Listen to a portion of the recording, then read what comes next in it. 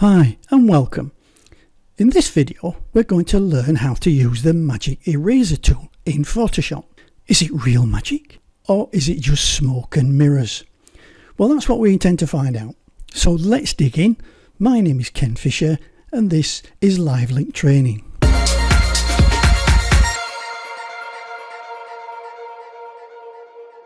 Now the Magic Eraser tool is in the same menu as the eraser and the background eraser.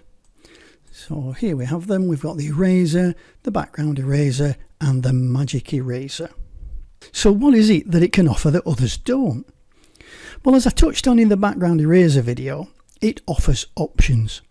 At the end of the day, each of the tools has strengths and weaknesses. Understanding the benefits of one tool against another can seriously speed up your workflow. Now basically you can think of it as a Magic Wand tool, but instead of just selecting similar pixels, it deletes them. It's a great tool for quickly removing backgrounds which are just one colour, but for more complex backgrounds where there's more than one colour, it will probably fail quite badly. So let's have a look at some of the options in the toolbar. Now firstly, the tolerance.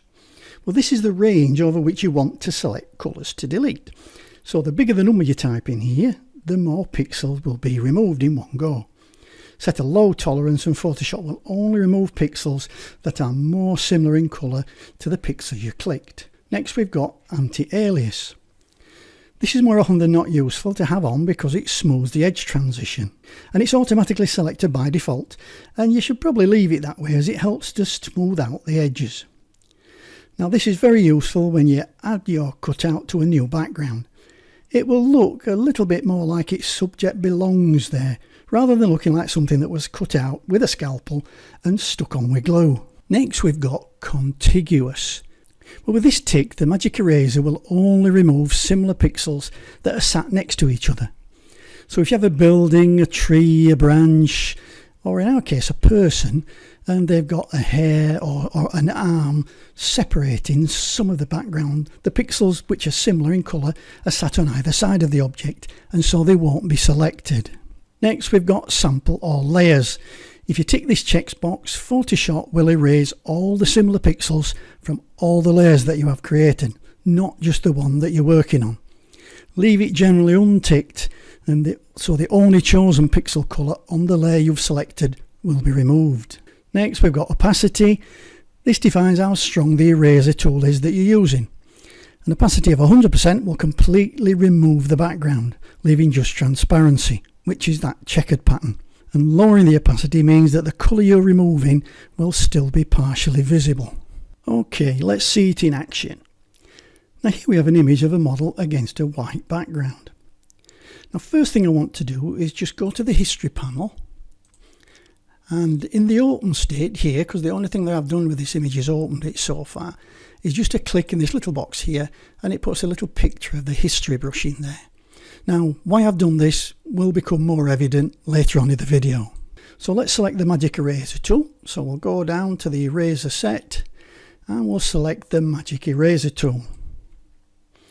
Now the tool works by analysing the pixel under your mouse click and then deleting all the pixels that fall in the tolerance range. Now we're starting with a tolerance of 32 and I'm going to click on this white background and whoosh, the background is gone. Well, most of it anyway, but we'll look at these two little bits in a minute. But if you look here you can see a little bit that part of a neck's missing. Let me zoom in on that. Now the tool selected a bit too much as this part of her neck fell within the tolerance range because it was quite brightly lit. Okay, so now we can look at these two areas. Now this is the result of having contiguous ticked, because Photoshop looked at this pixel here and said, is it connected to that pixel there? Well, no, so I can't select anything in these areas here because there's a barrier, and it's the same down here.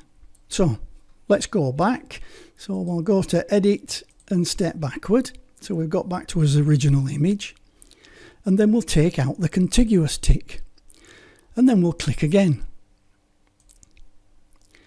And we get the same problem here with the neck, but we've got a nice empty space here, and these pixels have been removed as well because it's now not constrained by the contiguous box.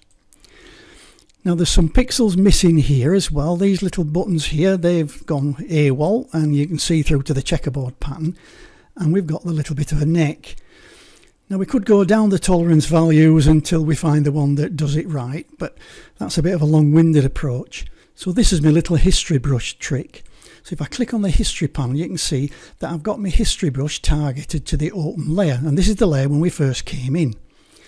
So now if I go to my history brush and click on it, I get a brush, and now I can paint back in the pixels that were there when we first started. So that's all the buttons coming back, and then I can just paint along this neckline and fill in those pixels that were missing.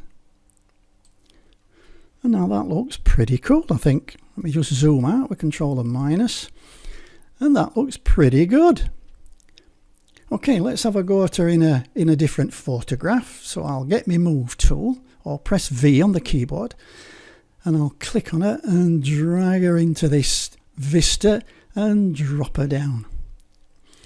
Okay, she's a bit big, so I'm going to transform her a little bit.